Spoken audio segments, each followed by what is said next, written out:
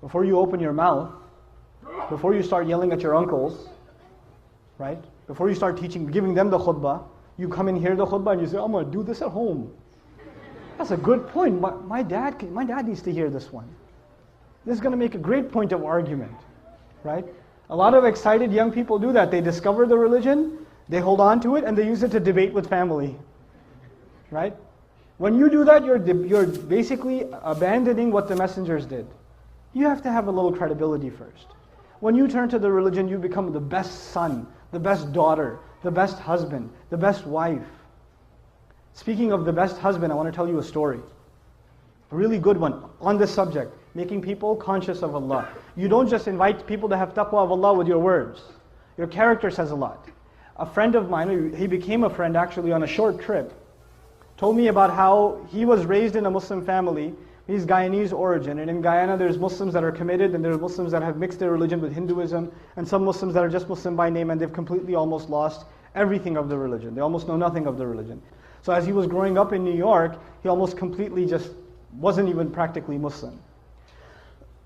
He used to, get into fights with his mother. He went to jail a couple of times. He was in gangs, all kinds of stuff. Later on in life, he decides he wants to, he's looking for God. And he knows at least by name he's Muslim. I think his name was Muhammad or something, right? By name he's Muslim, so he should look into what religion first? Islam. So he starts looking into Islam, starts going to the masjid, starts learning how to pray again, becomes more serious. At the time he was, he had married his girlfriend who was Christian or whatever. Right? He starts becoming more serious about the religion. And then his wife notices that he's praying. And the beer is gone from the fridge. And he's not going out with his drinking buddies. And he doesn't go to Atlantic City on the weekends. He's a different guy. Something's changed, And he doesn't say anything to her. Just on his own, he didn't yell at her, didn't tell her to, put a hijab on or whatever, lose all her friends. He didn't do any of that. He went to a scholar, and I make dua for the scholar that he went to. He didn't tell me his name, but he said, I went to my scholar, and I told him, look, I'm becoming more and more aware of Islam, but my wife, of course, is a Christian, and she's not even a practicing Christian. She's just kind of what I was before. She's exactly like I was before. How do I help her? He said, don't tell her a thing about Islam, just be the best husband you can be, and to do that, just study what kind of a husband the Prophet was. Just do that.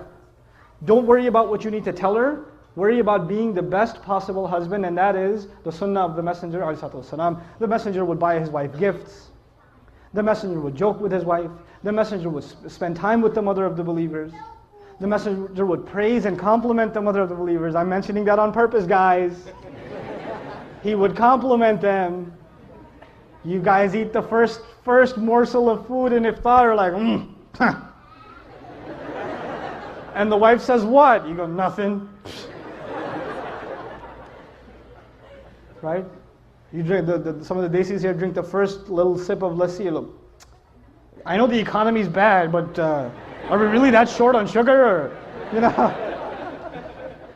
Very painful for you to say a compliment. I understand, especially for those of you that come from my original country, Pakistan. For you to give a compliment to your wife can cause an ulcer. So I understand, but it's a sunnah, guys. Good food. That's amazing. And our wives, the sisters are so used to hearing nasty things from us, that when we say nice things, they get freaked out. Like if the husband just says, you look really nice today. She goes, what do you want? She gets worried, he's up to, we got to fix that. That's a problem. It can't be healthy. So he starts doing these things with his wife. And in the beginning, he used to argue with her sometimes about Islam and tell her how Christianity doesn't make sense. How can 3 be 1 and 1 be 3? All those kinds of arguments, you've heard them before, right? And none of those would work with his wife. None of them. He's like, no, I'm a Christian and that's it. Jesus is in my heart. Leave me alone.